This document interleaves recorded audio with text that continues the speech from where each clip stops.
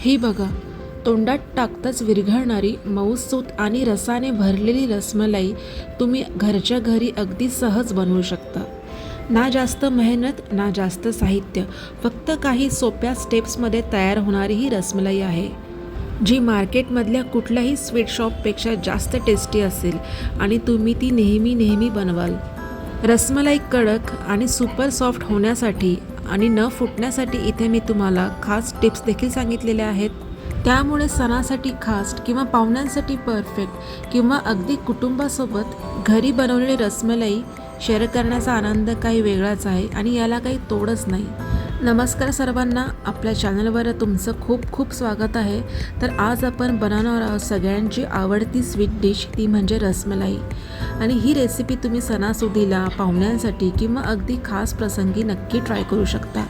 आणि सगळ्यात खास म्हणजे मी तुम्हाला सांगणार आहे एक छोटंसं सिक्रेट, जे बहुतेक लोक रसमलाई करताना चुकवतात आणि म्हणूनच रसमलाई परफेक्ट होत नाही. तर व्हिडिओ तुम्ही शेवटपर्यंत नक्की पहा. रसमलाई करण्यासाठी इथे मी 1 लिटर टोन मिल्क किंवा गाईचं दूध घेतलेलं आहे. ते सर्वात आधी आपल्याला उकळायला ठेवून द्यायचं आहे. रसमलाई किंवा रसगुल्ले करण्यासाठी आपल्याला नेहमी गाईच्याच दुधाचा वापर करायचा. जर गाईचं दूध नसेल तर तुम्ही पाश्चराइज मिल्क किंवा टोन मिल्क याचा वापर देखील करू शकता. दूध उकळेपर्यंत आपण रसमलाईसाठी लागणारे रबडी तयार करून घेऊयात. रबडी करण्यासाठी इथे मी अर्धा लिटर दूध घेतलेलं आहे. आता दुधाला आपल्याला उकळून घ्यायचं आहे. रबडी तयार करताना आपल्याला ती खूप घट्ट करायची नाही आहे. रसमलाईची रबडी ही पातळ अशी असते. मंद आचेवरती आपल्याला दूध हे गरम करून घ्यायचं आहे.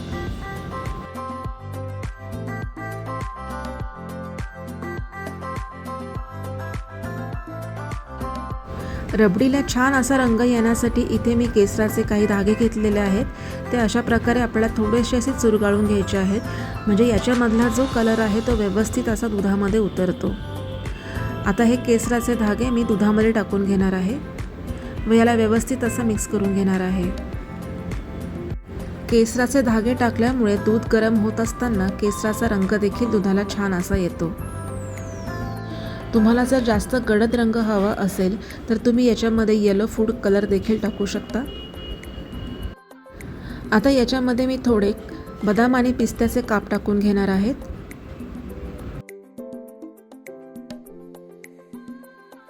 आणि सोबतच 5 चमचे साखर टाकून घेणार आहे. साखरेचं प्रमाण तुम्ही तुमच्या आवडीप्रमाणे कमी जास्त करू शकता. आता हे सर्व साहित्य एकत्र करून आपल्याला दूध हे व्यवस्थित असं उकळून घ्यायचं आहे.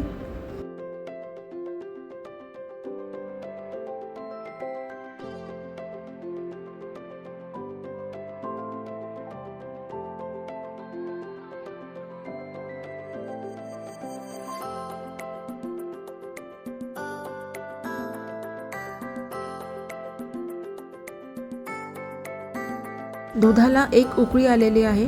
आता सर्वात शेवटी याच्यामध्ये मी वेलची पूड टाकून घेणार आहे व गॅसची फ्लेम बंद करणार आहे व दूध हे थंड होण्यासाठी बाजूला ठेवून देणार आहे.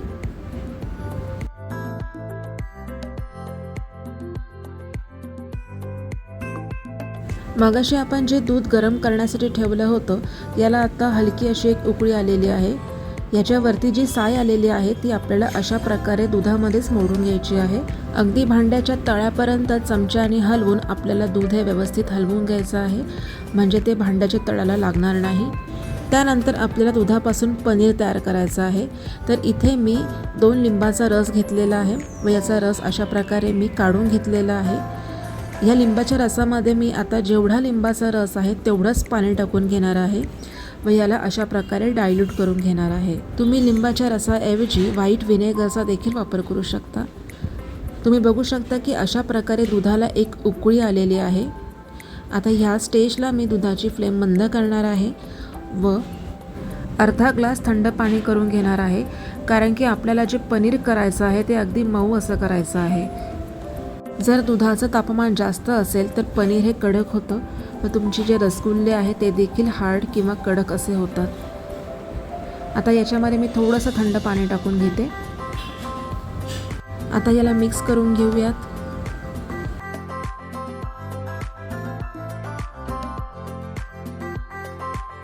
आता यामध्ये थोडं थोडं करून आपल्याला लिंबाचा रस हे टाकून घ्यायचा आहे. थोडा लिंबाचा रस टाकल्यानंतर अशा प्रकारे आपल्याला हे मिक्स करून घ्यायचं आहे.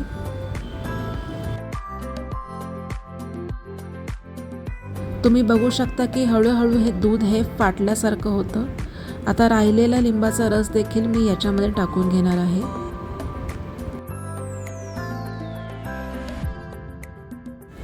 याच्यामधलं पाणी पूर्णपणे वेगळं झालं तेव्हा समजायचं की आपलं पनीर हे तयार आहे.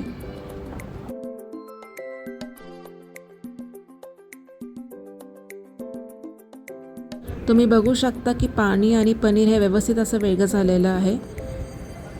आता ह्याला आपण गाळून घेऊया.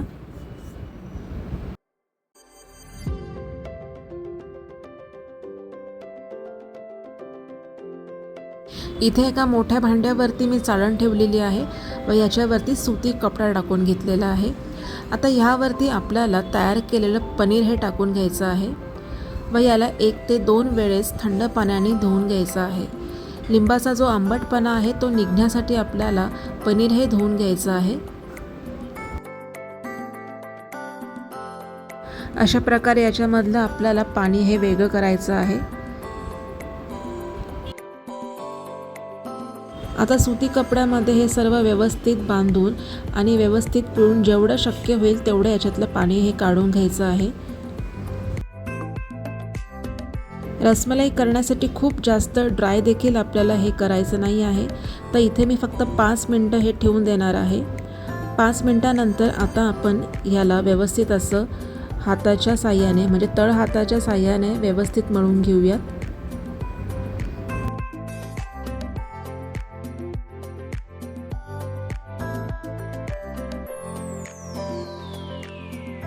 पनीर तयार करताना जे काही लम्स झालेले आहेत ते आपल्याला सर्व मोडून काढायचं आहेत. तळ हाताच्या या साह्याने मी हे व्यवस्थित असं मळून घेणार आहे.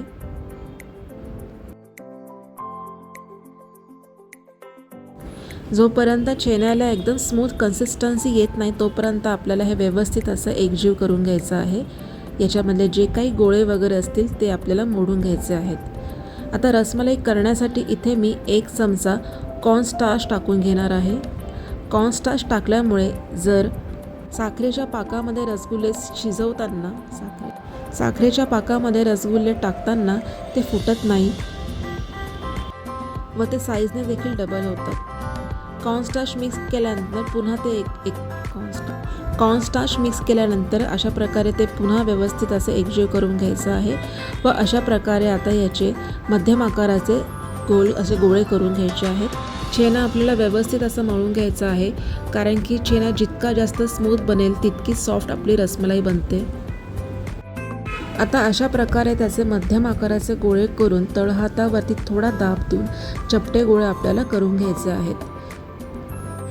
1 लिटर दुधापासून जवळपास मी 12 मध्यम आकाराचे गोळे हे तयार करून घेतलेले आहेत. आता आपल्याला हे साखरेच्या पाकामध्ये शिजवून घ्यायचं आहे. साखरेचा पाक करण्यासाठी इथे मी 1 वाटी साखर घेतलेली आहे. आता यामध्ये मी ज्या वाटीने साखर मोजून घेतलेली आहे त्याच वाटीने मोजून 6 वाटी आपल्याला पाणी यामध्ये टाकून घ्यायचं आहे.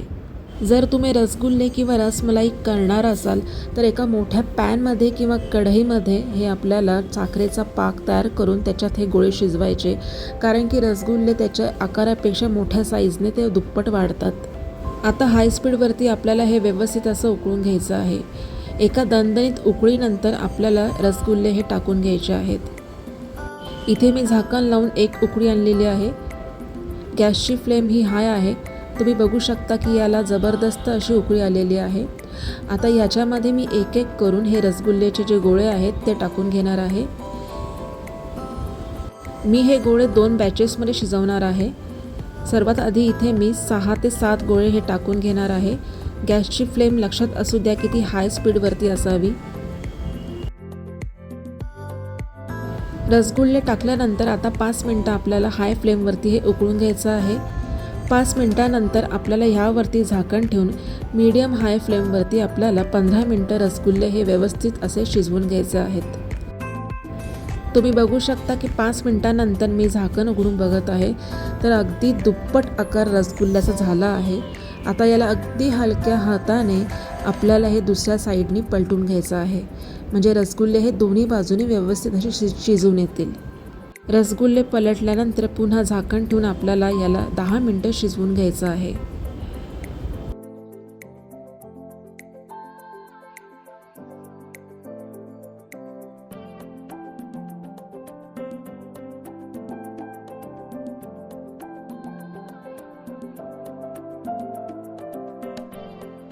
आपले रसगुल्ले हे शिजून व्यवस्थित तयार झालेले आहेत. आता ह्याला आपल्याला थंड पाण्यामध्ये टाकून घ्यायचं आहे. थंड पाण्यामध्ये टाकल्यानंतर रसगुल्ल्याचा जो आकार आहे तो सारखाच राहतो, तो कमी होत नाही व स्पॉन्जी देखील राहतो. आता एका बाउलमध्ये मी पाणी आणि थोडे बर्फाचे तुकडे मिक्स केलेले आहेत व याच्यामध्ये मी हे शिजलेले रसगुल्ले टाकून घेणार आहेत व याला 15-20 मिनटं थंड पाण्यामध्ये ठेवणार आहेत. रसगुल्ले हे थंड होईपर्यंत दुसऱ्या बॅचमध्ये मी राहिलेले रसगुल्ले हे तयार करून घेणार आहेत व अशाच प्रकारे बाकीचे रसगुल्ले देखील शिजवून घेणार आहेत.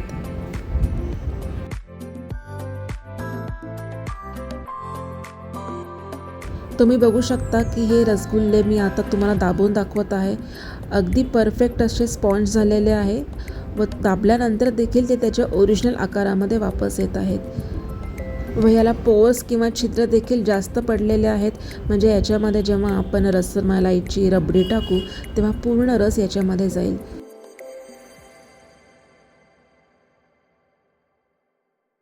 रसमलाई आपण तोडून बघूया.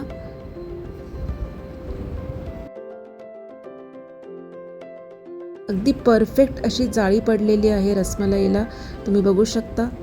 स्पॉन्जी आणि जेव्हा आपण रबडीमध्ये टाकू तेव्हा अगदी सुपर सॉफ्ट अशी तयार होणार. आता एका पसरट भांड्यामध्ये मी हे तयार केलेले रसगुल्ले टाकून घेते. अगदी हलक्या हाताने याच्यामधलं पाणी हे काढून टाकायचं आहे.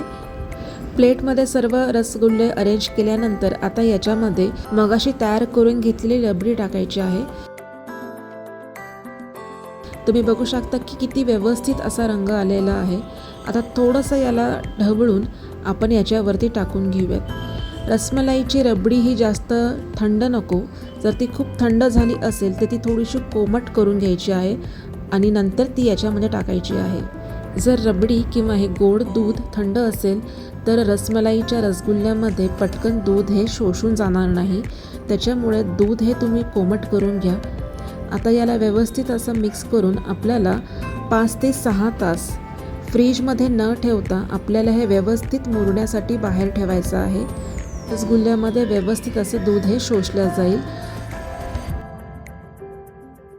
4-5 तास झालेले आहेत.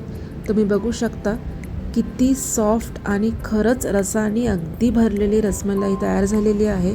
तुम्हाला मी दाबून दाखवते. भरपूर असा रस त्याच्यामध्ये शोषला गेलेला आहे व अगदी स्पॉन्जी रसमलाई तयार झालेली आहे. परफेक्ट सुपर सॉफ्ट रसमलाई होण्यासाठी इथे मी तुम्हाला काही टिप्स सांगणार आहे. सर्वात पहिली टिप्स म्हणजे छेना जास्त कोरडा नसावा आणि छेना तयार झाल्यानंतर आपल्याला खूप जास्त जोरात त्याला कडक मळून घ्यायचं नाही आहे. व तिसरी महत्त्वाची टिप्स म्हणजे पाक हा उकळत असतानाच त्याच्यामध्ये आपल्याला गोळे टाकून हाय फ्लेमवरती शिजवून घ्यायचं आहे. आता तयार रसमलाईवरती मी थोडेसे पिस्त्याचे काप आणि केशराचं दूध टाकून घेणार आहे.